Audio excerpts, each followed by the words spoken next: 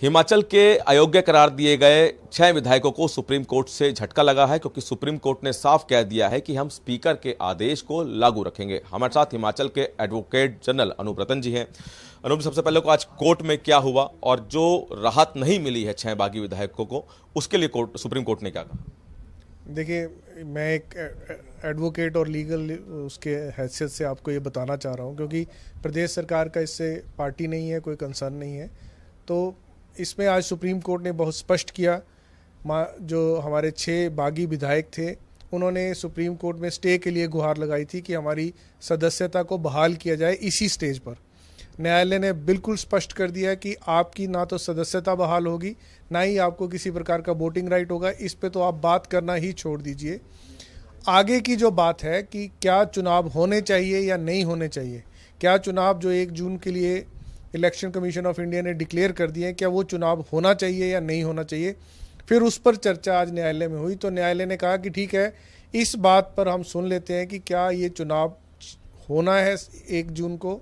तो 7 मई को हिमाचल प्रदेश में नॉमिनेशंस की डेट्स डिक्लेयर होंगी।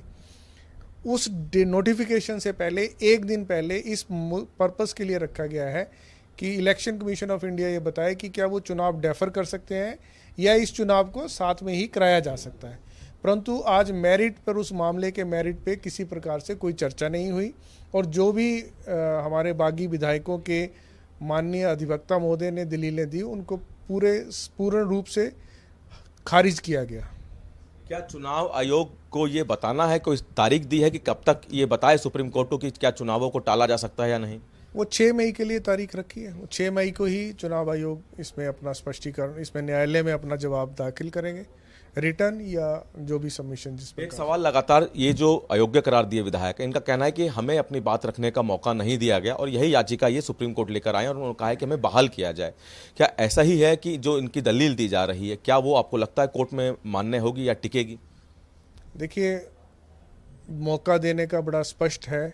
ये जिस दिन माननीय स्पीकर साहब ने इनको बुलाया था, जो रिकॉर्ड पर मुझे पता चला है, जो रिकॉर्ड के ऑर्डर पढ़कर मैंने पाया है कि इनको बुलाया गया 1:30 बजे और ये विधानसभा में आए। और ये सिर्फ अपने आप नहीं, अपने अधिवक्ता के सीनियर एडवोकेट और भी एडवोकेट्स की एक बैटरी ऑफ लॉयर्स के साथ इन्होंने विधानसभा अध्यक्ष के सामने अपनी बात रखी। उन्होंने उनसे समय मांगा तो उन्होंने कहा गया कि 2 ही मुद्दे हैं। एक तो आपका कंडक्ट, कि आपने वोटिंग तो भाजपा के फेवर में कर दी, वो स्पष्ट है, लेकिन अब आप भाजपा विधायकों के साथ ही बैठ उठ रहे हैं, उन्हीं के मकड़ जाल में आप जकड़े हुए हैं। और उसके साथ साथ आप विधानसभा में भी नहीं आ रहे हैं, कट मोशन लगे हैं, कट मोशन पे आप वोट नहीं दे रहे हैं।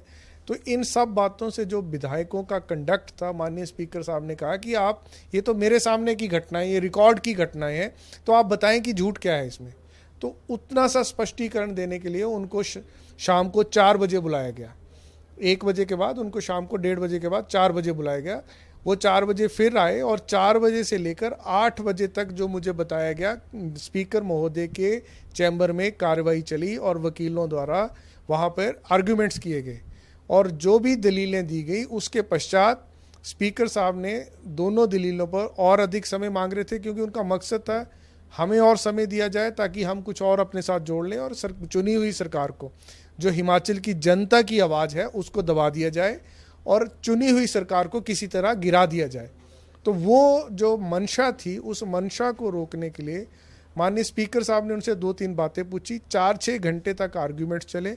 उसके पश्चात अगर वो कहें कि उन्हें समय नहीं दिया गया, तो आप भी मेरी इन बातों से स्पष्ट हो सकते हैं। उस ऑर्डर से भी ये स्पष्ट हो रहा है कि उनको पूरा समय दिया गया और उसके पश्चात हिमाचल की जनता को भी पता है कि उन लोगों ने क्या किया है। सर, एक आखिरी सवाल कि चूंकि आज नोटिस जारी किया गया, ये नोटिस किसको जारी किया गया है सुप्रीम कोर्ट ने और कब तक जवाब दाखिल करना और अगली सुनवाई कब है? देखिए, अगली सुनवाई जैसे मैंने पहले कहा 6 मई को रखी गई है सुप्रीम कोर्ट द्वारा। विधानसभा सचिवालय, क्योंकि विधानसभा स्पीकर ने ऑर्डर पास किए, तो विधानसभा सचिवालय को ये आदेश जारी किए गए हैं।